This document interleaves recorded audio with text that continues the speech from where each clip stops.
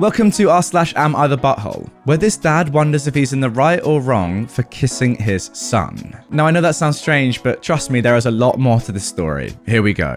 Am I the butthole for not treating my wife like an equal parent by telling her she has no say in the way I bond with my son, and also calling her homophobic? When I, a 37-year-old man, was 17, I got my then girlfriend, who was 16, pregnant with twin boys. Her parents didn't want the babies to ruin her future, so they said that I had to either take them or give them up for adoption, because she was not raising them. I wanted to give them up, but my parents told me not to. For the first 7 years of my boys' lives, I didn't act like a father and was more like a big brother.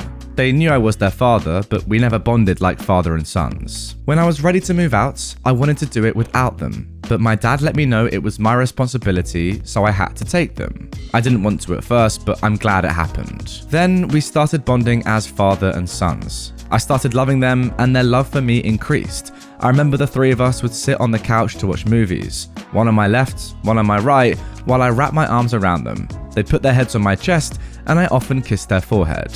We've been doing this since they were 7. I met my current wife 5 years ago. My kids were 15. We married 3 years ago after we welcomed our daughter, a 4-year-old now. Now my wife saw me doing this with my kids when we watched movies and never said anything. My kids are no longer living with us because they left for college, but they come to see me every now and then. My boys are now 20, but they still like to put their heads on my chest while I wrap my arms around them. They do it every time they visit and I'm watching TV. My son, Liam, visited me 2 weeks ago.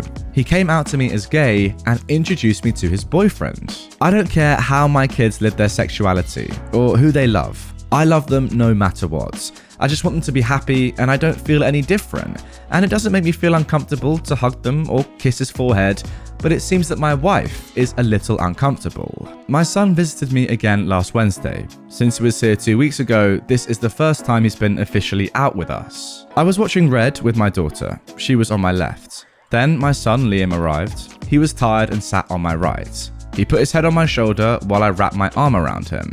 Then I kissed his forehead and said, "Good to have you back, buddy." We went to sleep, and the next day my wife told me that it made her feel uncomfortable, me hugging and kissing my son, and asked me not to do it again. While she doesn't mind me doing it with Lucas, my other son, who is straight, she doesn't want me to do it with Liam.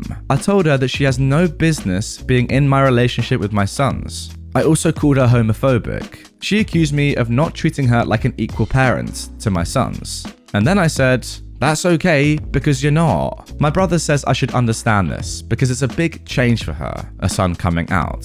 But seriously, I think there's nothing to get used to. It's neither her nor my problem who my son loves. So, am I in the wrong?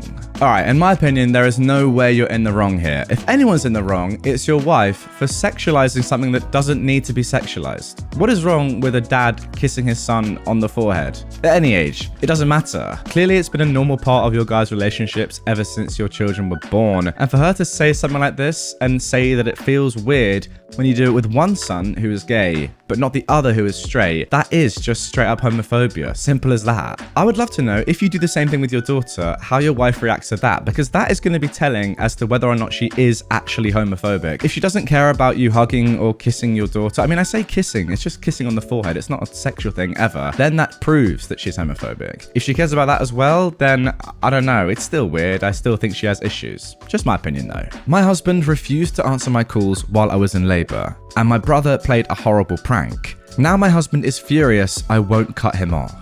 My husband and I got into a fight prior to my daughter's birth a week ago, when he casually suggested a paternity test for our daughter when she was born. To be clear, this was completely out of the blue, with no wanting or reason. I'm a homebody who works remotely, with no male friends other than my brother. I told him that he was accusing me of infidelity, and he said he just wanted to be sure. And he kept bringing it up until I told him, after 3 days of him asking and the stress starting to make me physically ill, that I didn't want to talk to him, and I left for my brother's house. I called him while I was gone and tried to work it out, but he refused. After all of this, I went home the next day to grab some things while he was at work, and I went into labor. I called him 16 times before calling my brother, who called him another half a dozen times himself while on the way to pick me up, and then on the way to the hospital. It was a horrible and traumatic birth. I started crowning in the car, and the doctor delivered my daughter in the back of my brother's van because I was too far along to move me, before rushing me in when I kept bleeding. It was horrible. I hated it all. My brother's wife, who is a nurse, even told me she honestly thought I wouldn't make it. I also opted for a hysterectomy, as it came to that or something more dangerous. I only ever wanted one or none, but my husband wants a large family. I'm trying to bond with my daughter, but it's been hard. The point is that during this, while I was returning from surgery, 10 hours after I first called, my husband finally responded and asked why I hadn't answered his call. However, my brother had my phone and was so angry that he said, "This is OP's brother. I'm at the hospital. She didn't make it," and turned it off. My husband rushed over and got there when I'd just woken up and started shouting until the security forced him out. And then he didn't get to see our daughter until the next day because I was mostly asleep and apparently they needed my signature to allow him back. My sister-in-law thinks it was horribly cruel, but that he deserved it.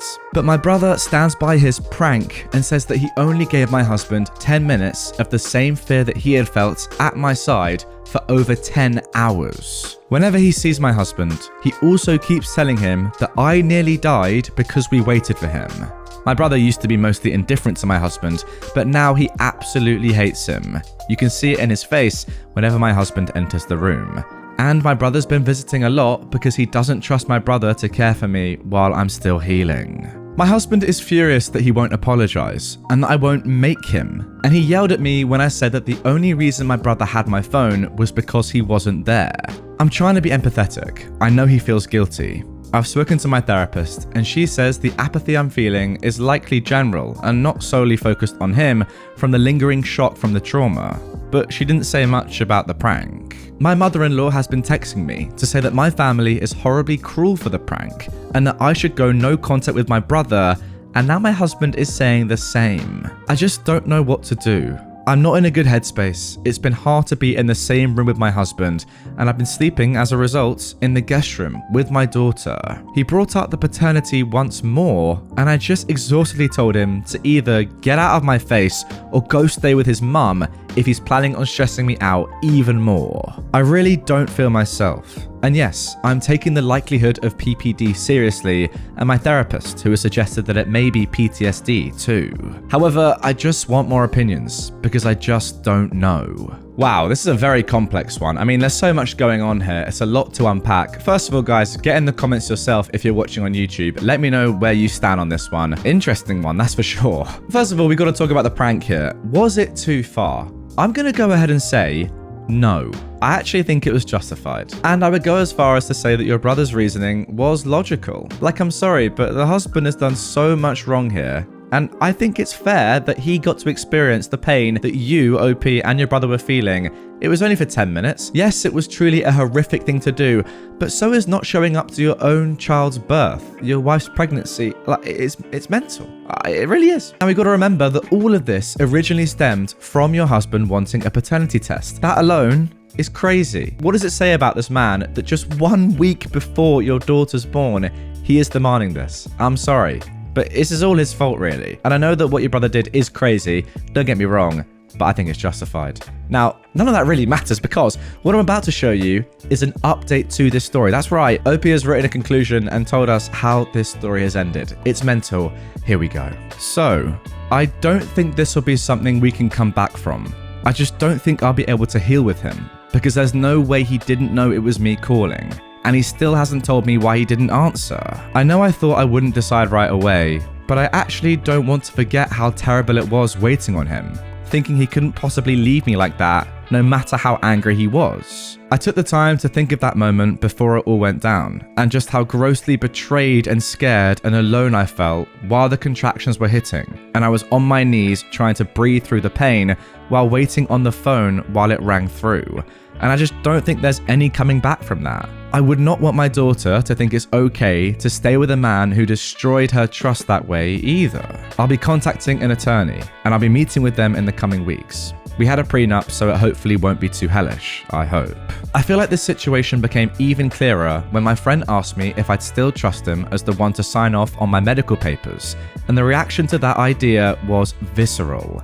I wouldn't, and I want him to get off that legality as soon as possible, in fact. There were roommates I had in college that I would have trusted more. I would have never ignored so many calls from him consecutively unless I'd told him expressly that I was unavailable at a specific time. And even then, I feel good with my brother and sister-in-law here with me, especially so with her being a nurse and having been there through the birth. It's really helped us bond in a way that we'd never really had time to. I've also finally told my old friends about the baby, and they're alternating to come and help me out for the next little while. None of this even touched on the paternity test, but I'll get it for the proceedings, I guess. So I guess he'll get what he wanted. Anyway, I'm safe and well, and my daughter is healthy and happy as a peach, and pretty much an angel who is happy to sleep peacefully anywhere and took to the boob with ease. Which is such a blessing because everything still hurts. Just making this decision has taken an odd weight off my shoulders, and my sister-in-law has really been helping us bond. Anyway, thank you for letting me write this out. I'm not good at diaries or journals, but writing to people feels different, and it's actually brilliant for the clarity of the situation. Even my therapist said that I seem clearer and calmer. So there we go. That has caused the ending of that relationship. Let me know in the comments if you think that was the right decision or not. Now, it's interesting, OP's logic here, because usually you'd say, okay, let yourself calm down, and calm down especially from those really angry thoughts that you had in the moment. But the difference here is that those angry thoughts and emotions are so key in this entire thing that you can't forget about them. And I actually massively understand what OP's done here. Thinking back to that moment and thinking how terrible it was and how you were in such a horrible and potentially life-threatening position almost because of your husband is reason enough to not forget about them and to, put them in the forefront of your imagination and mind as you go on and make the decision about your future with this man. I think it's logical, and I think you made the right decision. Let me know if you agree in the comments below. Wow, a crazy story. And so is this next one. Am I the butthole for not waking my partner up and causing him to miss a family trip? I am a 26-year-old woman, and me and my partner, a 28-year-old man, have 5 daughters. 7, 6, 4, and 3 years old, and also a 5-month-old. For a long time, there's been an issue with him getting up to help with the kids in the morning. He thinks he should be able to sleep in on his days off work, while I think he should get up when the kids and I do. Or we should at least be alternating who lies in a bit. We've been seeing a therapist who has mentioned he should be helping more in the mornings. Recently, we had a family trip planned to the zoo with both of our parents, our sisters, and their kids. Previously, when we've gone out for the day, I've needed to shake my partner awake several times, and he lies in bed while I get the kids ready. He'll finally get up 5 minutes before we leave as I shout at him that I'm getting in the car. I've mentioned to him that this is very frustrating as it's a lot of work getting the kids ready to go out, and it's not fair to leave it up to me while he lies in bed. He'd apologize and promise that the next time he'd get up and help. The night before the trip, I told him I'd need him to be awake at 6:30 a.m. so we could get everyone ready to leave by 8. He said he set an alarm and we went to bed. My alarm went off at 6:30 a.m. and I got up, while my partner kept sleeping. I decided I wasn't going to wake him this time, and I continued getting the kids ready. At 8 a.m. he was still sleeping, so I loaded the kids in the car and we set off. We arrived at the zoo at 9:30 a.m. and his family asked where he was. I mentioned he was still in bed and chose not to come. At 10:15, I got a phone call from him asking where everyone was. I said we went to the zoo as planned, and I waited for him to get up, but he never did. He got really mad and told me that I should have woken him up like I always do, and that I caused him to miss the trip. He then called his mum and complained to her, who yelled at me in the middle of the zoo that I was being unfair, and I should have given him a shake to let him know he needed to get up, and that I was about to leave. My mother then jumped in and said it wasn't my responsibility to get him out of bed, and he needed to take responsibility for himself. A few more words were exchanged, and his family stalked off for the rest of the trip. I had a blast with my kids, parents, sister, and my nephews. When we got home, my partner started on me again about how I should have woken him up. So, am I the butthole for not waking him up and going without him? Now, a few things have come up that I just need to clarify.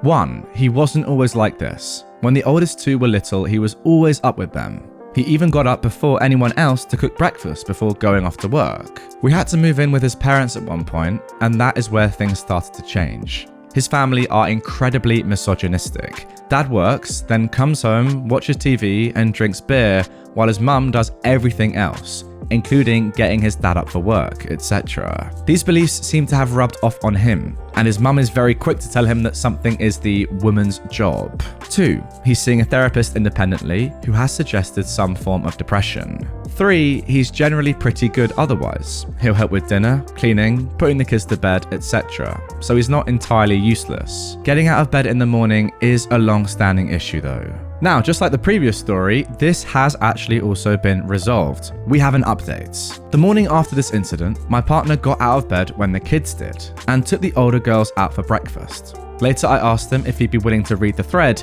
and he agreed. He was very subdued afterwards, and didn't say much except for agreeing that he was the butthole. The next day, he took off work and saw his GP and started on antidepressants, and we had a long talk. He was ashamed by how he was acting, and to see strangers comparing him to children. Those are some of the comments that were put on the first post. He cried when he realized how much he was letting everyone down, especially his daughters, who will grow up thinking that this is normal behavior.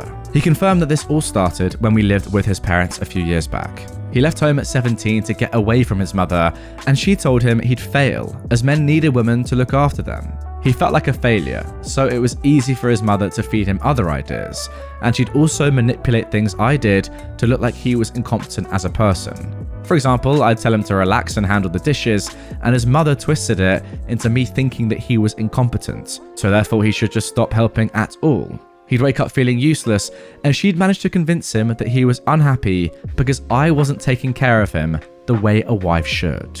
He decided to go no contact with her, which didn't go well. She cried and told him he was a horrible son for abandoning his mother, and that I was trying to control him by forcing him to do it. He blocked her, but she just used different numbers to continue calling him. After a week or so, he ended up changing his number, and we haven't heard from his family since. He brought up that he was unhappy at work, as it wasn't stimulating enough, but he felt like he couldn't leave. I offered to pick up some part-time work, but he said no. He talked to his boss and took some time off, and eventually quits. He spoke to my dad, who used some connections, and got him a good job at his company. The new job is a primarily work-from-home position, so he's able to help with the girls more, and has more free time. He's able to take the girls to school and watch them play while he works, which they all enjoy. Before he started the new job, he booked a trip for us to go to the snow for a week. We had a blast, and it was lovely to see him relaxed and happy and enjoying our girls and life. He's promised to be more honest about how he's feeling, and our relationship has improved immensely. Thank you for everyone who gave judgment and advice, as he says it really helped him see things more clearly, especially the toxic relationship with his mother. Well, that's good news. Unlike the story previous, this one actually has a happy ending of sorts, I guess. The guy realized that it was really his mother who kind of, forced him to think these sort of things, and was the reason for his terrible mood and depression. Sorted that out by getting rid of her, and now your family's happy. Good stuff. I think unlike the last one, these actions, your husband's actions, weren't caused by himself. They weren't really him choosing to do these things. Obviously, in the situation it was, like he was not waking up on time, but they were kind of pushed on him by his mum. Whereas the story I read before, the husband was the one who asked for the paternity test. That was pretty clear. So yeah, it's a difference, isn't it? The first one was the man himself. The second one, probably his mother. The first one ended badly, and this one ended well. Good stuff.